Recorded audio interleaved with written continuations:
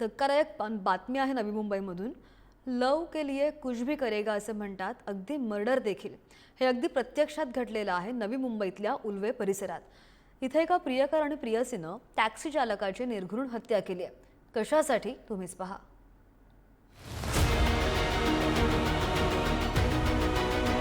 हाच तो दुर्दैवी टॅक्सी चालक संजय पांडे।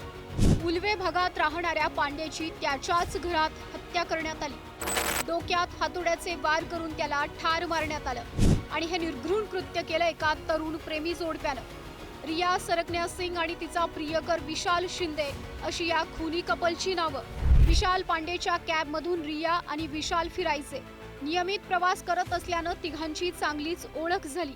2 एप्रिलला रिया पांडेच्या घरी असताना प्रियकर विशाल तिथं आला। पांडे आपल्याला ब्लॅकमेल करत असल्याचं रियानं सांगितलं। त्यावरून तिघांमध्ये मोठा वाद झाला। रागाच्या भरात रिया आणि विशालनं पांडेच्या डोक्यात हातोड्यानं वार करून त्याची हत्या केली। हत्येनंतर दोघांनी पांडेचा मृतदेह चादरीत गुंडाळून घरातच ठेवला। त्याची कॅब आणि मोबाईल घेऊन ते पुण्याला पळून गेले। मात्र तिथंच त्यांचा गेम झाला।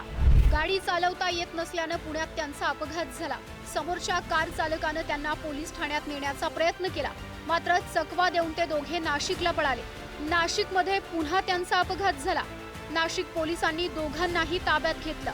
चौकशी दरम्यान दोघांनीही संजय पांडेच्या हत्येची कबुली दिली। सिनियर पीआय रजानी आणि त्यांचा स्टाफ या मिसिंग व्यक्तीच्या घरी जेव्हा गेला तेव्हा असं निदर्शनास आलं की बाहेरून कुलूप लावलेलं होतं आणि आतमधून उग्र वास येत होता।